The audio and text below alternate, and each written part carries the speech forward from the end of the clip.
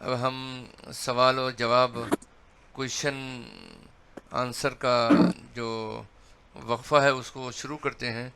اور مفتی ذاکر صاحب سے درخواست کرتے ہیں کہ جو بھی طلباء کے سوالات آپ تک پہنچے ہیں ان کے نام، شہر اور سوال آپ پیش فرمائیں۔ جزاکم اللہ تعالیٰ فی الدارین۔ جی یہ جامعہ میں شعبہ افتاء کے طالب علم ہیں مفتی طاہر ندوی رحیمی صاحب، جے پور کے ہیں۔ ان کا سوال ہے کہ جب مغربی بینکوں کے پاس نفع حاصل کرنے کا صرف ایک ذریعہ سود پہ قرضہ دینا ہے، اور اسلامی بینکنگ میں سود کے کئی متبادل ہیں، تقریباً 7، جو آپ نے کل ارشاد فرمائے تھے، تو کیا وجہ ہے کہ اب تک اسلامی بینکنگ اپنے انفع ہونے کا ثبوت نہ دے پائی؟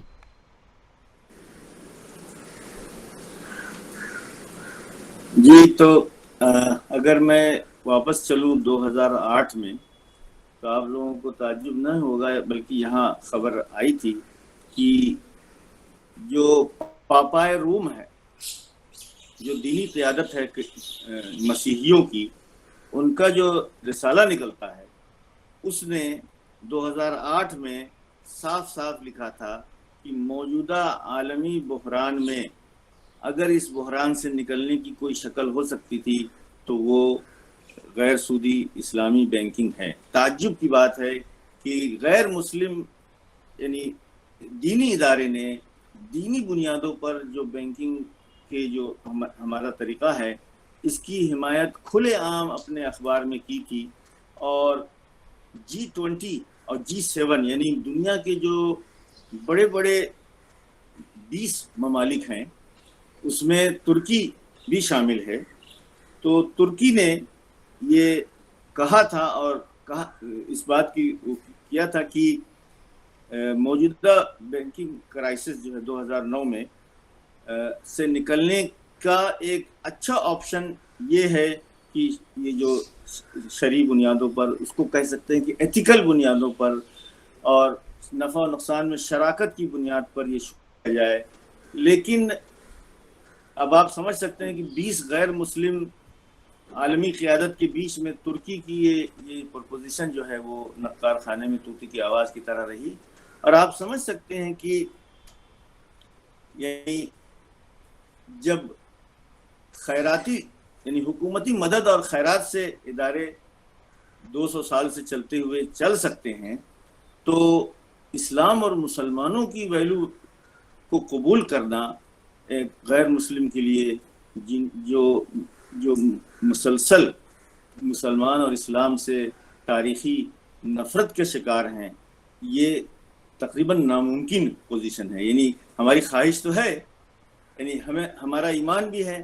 کہ ایمانداری اور اللہ کے حکم پر عمل کرتے ہوئے ساری انسانیت کی نجات ہے، لیکن کیا ہم یہ میسج، ایمان کا جو میسج ہے، ہم پاس کر سکے ہیں؟ خوشی کی بات یہ ہے کہ ایمان نہ لاتے ہوئے بھی اگر اسلامی اصولوں پر بینکنگ میں کام کیا جائے تو اس کے مثبت نتائج آتے ہیں۔ چنانچہ 2005 سے لے کر 2015 تک، یعنی کرائسس کے زمانے میں بھی 2008 اور 2009 میں جو کرائسس عالمی آیا تھا اس میں تمام اسلامی ادارے محفوظ تھے، کوئی ایک ادارہ بھی اس سے متاثر نہیں ہوا، اور اس زمانے میں علمی طور سے یہ بات سامنے آ گئی کہ اسلامی بینکنگ کا جو طریقہ ہے یہی زیادہ مفید ہے۔ اور آپ کو خوشی ہوگی کہ یورپین لیول پر، یورپین یونین کی لیول پر اس وقت یہ ڈسکشن چل رہا ہے کہ اس وقت جو پورے عالمی نظام ہے معیشت کا اور بینکنگ کا، اس میں سود اس لیے جاری و ساری ہے کہ سود کو ٹیکس ریلیف ملتا ہے۔ یعنی اگر آپ شراکت کی بنیاد پر سرمایہ کاری کرتے ہیں تو اس پر ٹیکس لگتا ہے، اور اگر آپ قرض کی بنیاد پر سرمایہ کاری کرتے ہیں تو اس میں ٹیکس کی چھوٹ ملتی ہے۔ سمجھ لیں، دو یعنی یعنی شراکت و اس کو انگریزی میں کہتے ہیں ایکوٹی کو ٹیکس کیا جاتا ہے اور سودی قرض کو ٹیکس کی چھوٹ دی جاتی ہے۔ یہ پچھلے 100-150 سالوں سے ایز اے پالیسی پورے دنیا میں جاری و ساری ہے، اور اس پر نظر ثانی علمی طور سے ہو رہی ہے کہ یہ کیا ہے کہ جب سرمایہ کاری ہوتی ہے شراکت کی بنیاد پر تو آپ اس پہ ٹیکس لگا کر اس سے چھین لیتے ہیں نفع کو، لیکن اگر وہی قرض کے نام سے، خود ہندوستان میں ہم نے حساب لگایا ہے بہت سارے اداروں کو، کہ اگر 4 آدمی مل کر سرمایہ کاری کرتے ہیں اور شراکت کی بنیاد پر، تو ان کی ٹیکس اتنا اس پہ لگتا ہے کہ وہ نفع اس کا ڈوب جاتا ہے۔ یہ ٹیکس سسٹم کی خرابی ہے یہاں کی اور ساری دنیا کی، اور وہی پیسہ 4 آدمی مل کر قرض کے طور سے دیں کمپنی کو تو اس میں ٹیکس ریلیف ملتا ہے اور اس کا جو نفع ہے وہ زیادہ آتا ہے۔ تو عالمی نظام جو ہے اس وقت، بینکنگ کا ہو یا غیر بینکنگ کا ہو، ٹیکس کا ہو یا حکومت کا، وہ قرض کو اور بالواسطہ سود کو سپورٹ کرتے ہیں، سبسیڈائز کرتے ہیں، اور ایکوٹی یعنی شراکت اور اس کو پینلائز ٹیکس کہتے ہیں، یعنی ان کو جرمانہ ان پر جاری عائد کرتے ہیں۔ تو یہ عالمی انجسٹس جو ہے وہ سسٹم میں بلٹ ہے کہ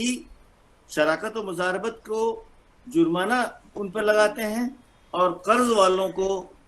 چھوٹ دیتے ہیں۔ یہ سسٹم ہے، یہی پرابلم ہے، اور ہمارے لیے جتنا مشکل ہے کسی غیر مسلم کو ایمان کی دعوت دینا، اسی طرح ان کو اس سسٹم سے نکالنے کی دعوت دینا مشکل کام ہے۔ آپ نے جو سوال کیا ہے بہت ہی ڈیپ ہے کہ کیوں نہیں، وہ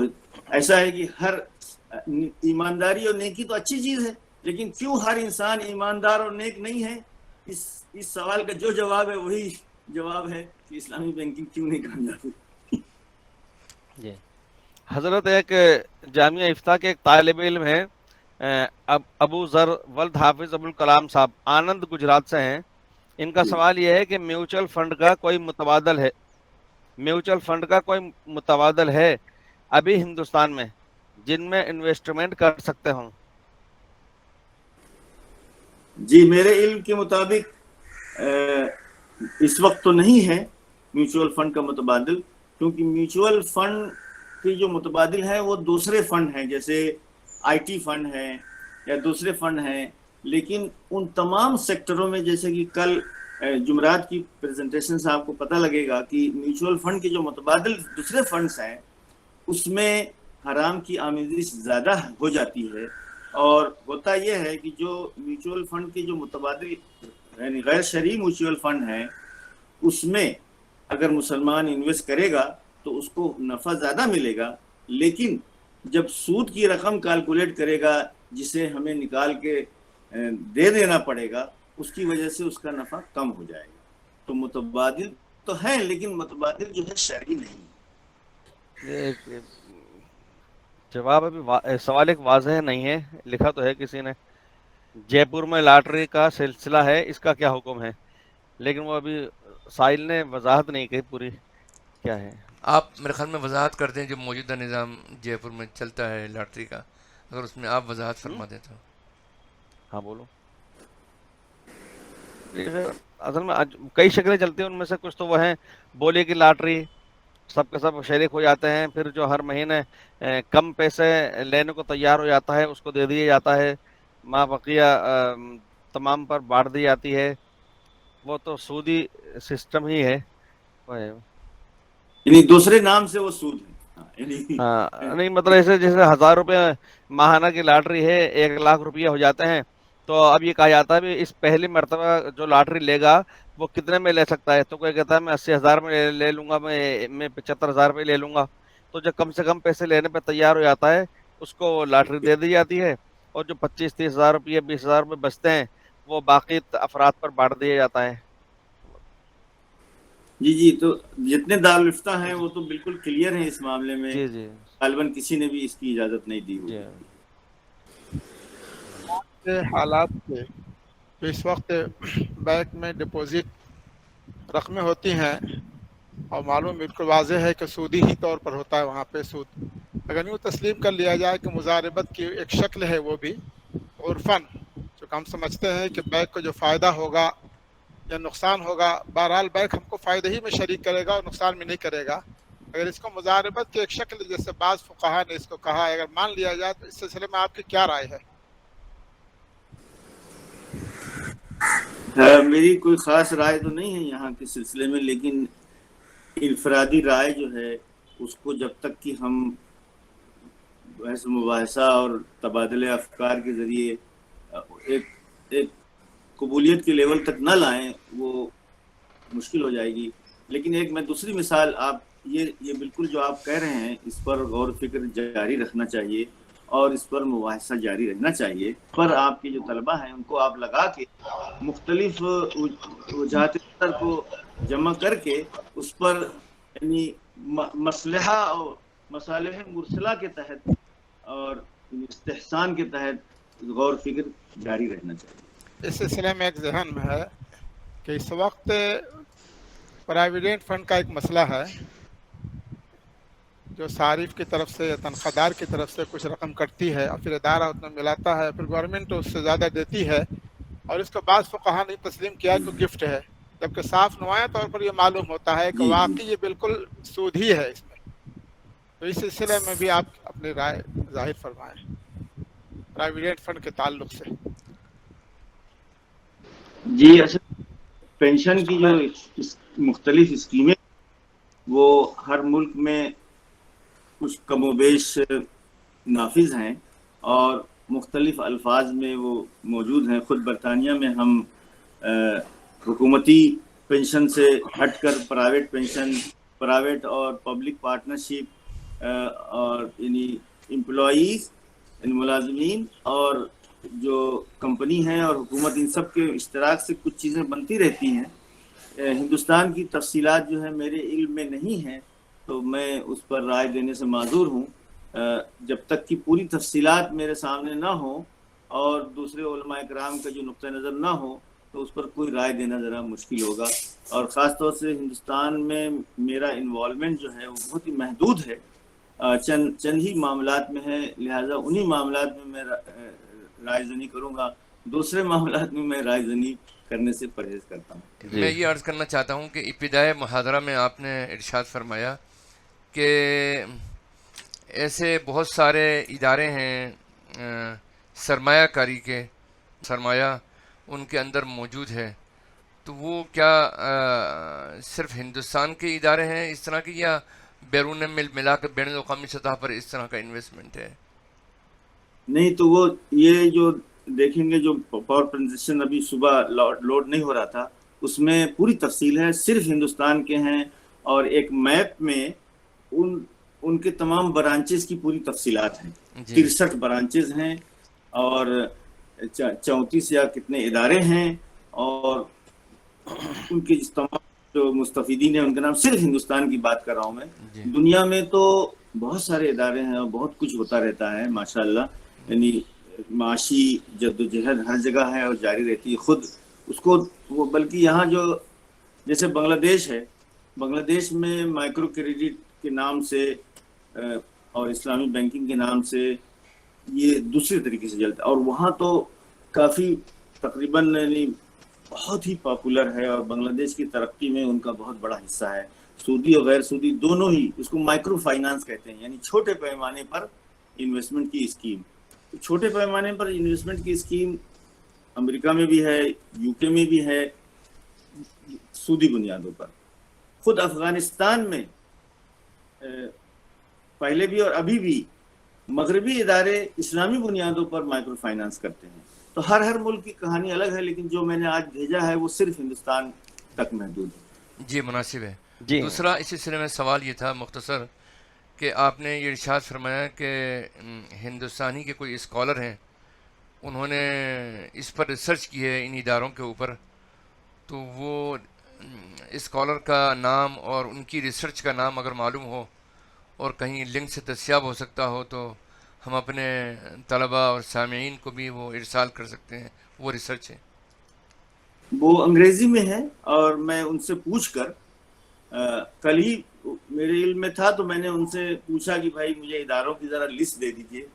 इजमालन तो मेरे इल्म में है लेकिन तफसीलन नहीं है, तो उन्होंने तफसीलन भेज दी जो انہوں نے بڑی مہربانی کی کہ وہ میرے نام سے ہی پورا پریزنٹیشن بنا کے رات میں بھیجا ہے، جو کہ ابھی میں نے صبح کوشش کی ہے اور وہ انشاءاللہ آپ کو مل جائے گا۔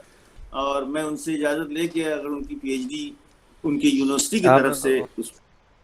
اگر پابندی نہ ہوگی تو ضرور وہ شیئر کریں گے۔ بہتر ہے۔ اب مفتی صاحب آپ ارشاد فرمائیں۔ جی حضرت، یہ افتاء کے ایک ساتھی ہیں محمد فیضان ولد محمد محسن صاحب، سہارنپور سے ہیں۔ ان کا عرض کرنا یہ ہے کہ ہندوستان میں ابھی تک حکومت کی طرف سے باقاعدہ اسلامی بینکنگ کو اسلامی طریقے پر سرمایہ کاری کی قانونی حیثیت نہیں دی گئی، تو کیا ان حالات میں ہندوستان میں علماء فقہا کی ذمہ داری نہیں بنتی کہ وہ حکومت کے متعلقہ اداروں سے رابطہ قائم کریں اور کوشش کریں؟ جی بہت اچھا سوال ہے، اور میں آپ کو اس کا خوشخبری دے سکتا ہوں کہ ہر لیول پر منموہن سنگھ کے زمانے سے لے کر اب تک میں ہندوستان ہر سال آتا رہا، اس کے لیے رائے عامہ ہموار کرنے کی کوشش کی جا رہی ہے، اور انڈیویجول یعنی انفرادی سطح پر سب مانتے ہیں، لیکن اجتماعی سطح پر اور حکومتی سطح پر اس کو قبولیت کے لیے جو وزن چاہیے وہ مسلمانوں میں نہ پہلے تھا نہ اب ہے۔ تو لہٰذا کوشش تو ہماری جاری ہے، اور اللہ تعالیٰ ہماری اس کوشش کا ہمیں جزا بھی دے گا، اگرچہ اس میں کامیابی فوری طور سے امکان نہیں۔ انہی کا کہنا ہے کہ ہندوستان میں جو ادارے اسلامی بینکنگ کی طرز پر کام کر رہے ہیں یا کرنا چاہتے ہیں تو ان کا رجسٹریشن کس قانون کے تحت کرانا ہوتا ہے؟ جی میں نے جو آج پاور پوائنٹ بھیجا ہے اس میں 4 ڈفرنٹ قوانین ہیں، اس میں سے ایک ہے کریڈٹ سوسائٹیز، اور میں پڑھ کے سنا دیتا ہوں اس میں سے 4 جو قانونی جو اس کے شکلیں ہیں۔ بہت ہی یہ جو پی ایچ ڈی کا رسالہ ہے تو اس میں بہت ہی تفصیل کے ساتھ ہر چیز بتائی گئی ہے، اور یہ جو 4 قوانین ہیں اس میں 1 2 3 4 5 6 قوانین کا تذکرہ ہے لیگل اسٹرکچر میں۔ سوسائٹیز ایکٹ 1860 یعنی برٹش زمانے کا ہے، Indian trust act 1882، Bombay trust 1950، Andhra Pradesh multi added cooperative societies act 1995، اور Maharashtra state cooperative act 1960، Kerala state cooperative act 1969، multi state cooperation societies act 2002۔ تو عجیب ہے کہ 1860 سے لے کر اب تک 6 ڈفرنٹ ایکٹ کے تحت یہ ادارے رجسٹر ہیں۔ ثاقب ندوی صاحب ہیں کانپور سے، ان کا کہنا ہے کہ کیا اسلامی معیشت کی تعلیم کے لیے کوئی معتبر ادارہ ہندوستان میں ہے؟ اگر ہے تو کیا اس کی تعلیم کا نظم مدارس اسلامیہ کے نصاب میں تبدیلی کر کے داخل نصاب کرنا بہتر ہوگا، یا کالج میں اس کا نظم کیا جانا ہی چاہیے؟ جی میرے علم کے مطابق تو کالجز میں بھی اس کا یہاں نظم نہیں ہے، لیکن کچھ پرائیویٹ ادارے پہلے متحرک تھے، اور کچھ حیدرآباد سے، کیا اس کا نام یاد نہیں آ رہا مجھے، یہ جو پینڈیمک اور لاک ڈاؤن کے زمانے میں کچھ فری سیمینار وغیرہ ہوئے تھے آن لائن، تو کچھ ادارے والنٹری طور سے تو یہ تعلیم علماء کرام کو دیتے رہتے ہیں، اور یونیورسٹیز میں جو ہے وہ MBA علی گڑھ یونیورسٹی میں ہے، اور یہاں ساؤتھ میں بھی کچھ اداروں میں ہے جو MBA یعنی ماسٹر آف بزنس ایڈمنسٹریشن اور فائنانس کے تحت کچھ لوگ کر لیتے ہیں، اور جیسے PhD لیول پر تو کہیں بھی کر سکتے ہیں کسی بھی یونیورسٹی میں۔ مدرسوں میں اس سلسلے میں کوئی پیش رفت نہیں ہو پائی ہے، اور وہ فکر مند تھے کہ اس سلسلے میں پیش رفت ہونی چاہیے،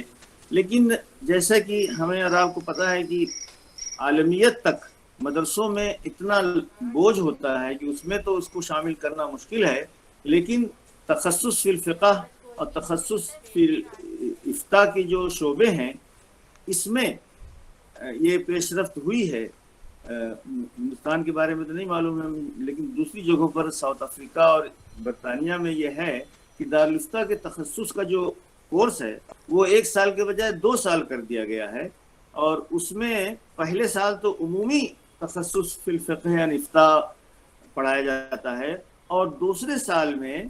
چاہے طبی معاملات، فائنینشیل معاملات اور دوسرے معاملات میں